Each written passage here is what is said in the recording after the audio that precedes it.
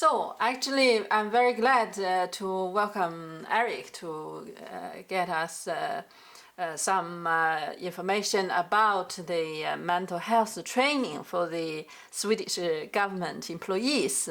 So can you tell us why you do this?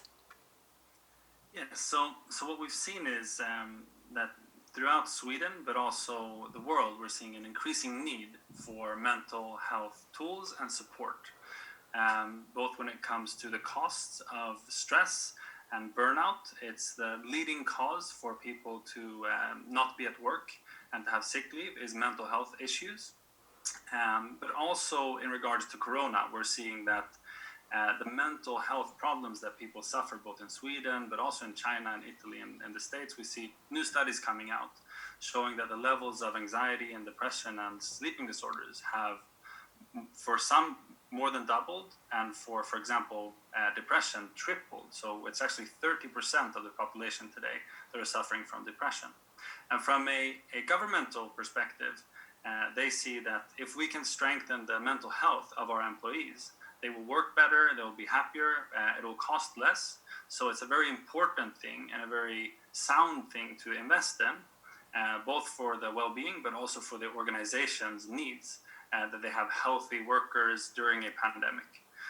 So that's the context and the need that we have seen both in the government and in our foundation, 29K. How serious the situation is? Yeah, I'd say that very serious. So what we see is every other person, almost 50%, suffer from mental illness today in Sweden due to Corona. And this is, with more and more organizations, this is the main focus of them, to make sure that they solve the mental health problems that people have, so that they can, of course, do a better job, but also be healthier. How did you do that specifically? Yes, so what we did was we looked into all the research regarding stress and which tools that are proven really to have a big effect on people. And the positive news there is that we really do have good scientifically proven tools that support people. And also that the research shows that this can also be done online. So if you get the tools in your phone, it really does work. So what we did was we partnered with the best researchers in the world on this topic, and we put it into an app where the government workers get access to these tools, and once a week they do one tool and have later on a live video conversation with other colleagues. So it's a small group of maximum 6 people, and that the video sharing component and having the group support is what makes it meaningful for them to continue. If you only get the tools, it's usually not as many people who actually use it. So the combination of having human connection with other colleagues and great tools creates the environment for people to really have great results in this. What kind of people participate in this? Are they really having the depression or problem sleeping, or they are still working and just a preventive action? What is that specifically? Yeah, so the people that this is offered to is actually all employees in the Swedish government. And it's both for people who want to work preventatively with stress, so that they don't have a burnout or can cope with the stress that they have. But it's also for people who are actually experiencing maybe sleeping problems or feeling overwhelmed or have a lot of stress from work, for example. And these programs have actually been proven to support people through that. If it is very serious clinical issues that the individuals is struggling with, we don't really recommend only doing the program, but actually also getting professional help through their employer. But this is a very broad program that is shown to have effects on very broad target groups, both for people preventively and for people who are experiencing stress right now. And the Swedish government like to spend the money on this to get their mental health. Yes, I think the interesting thing is they don't really see it as spending money on this. They see it as saving money.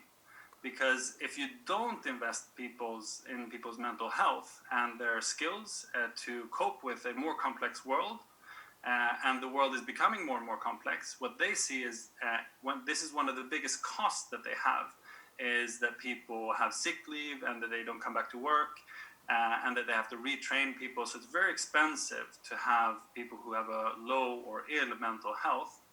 So for them, this is a great way of saving money, actually, to work with the employer and build their capacity to do better work, but also feel better and be more resilient in a more complex world and working environment. Okay, finally, very briefly, introduce your company, 29K, right? Why do you call this this name? Yeah, so 29K is a non-profit foundation, and it's also a research platform for researchers all over the world to give tools to people who want and need support. And we do this free of charge for the end user, and we finance it through partnerships. The name 29K, it basically comes from the number 29,000, and that is the average amount of days that you have in your life to spend.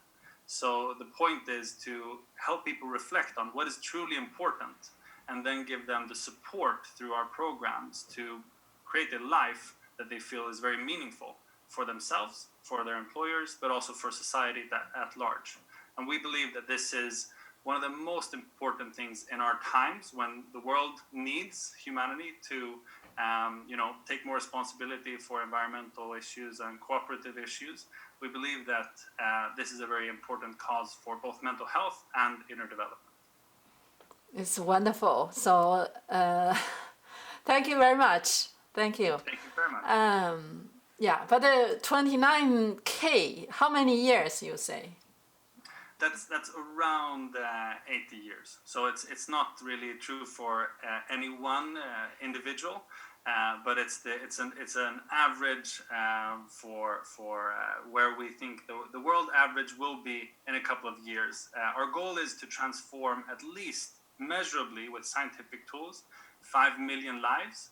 And we think that we can do that within a couple of years. And around then, the average lifespan will be around 80 years for all people around the planet, we think. So your goal or goodwill is that people should live 80 years healthily. Hopefully, yeah, and very meaningful lives.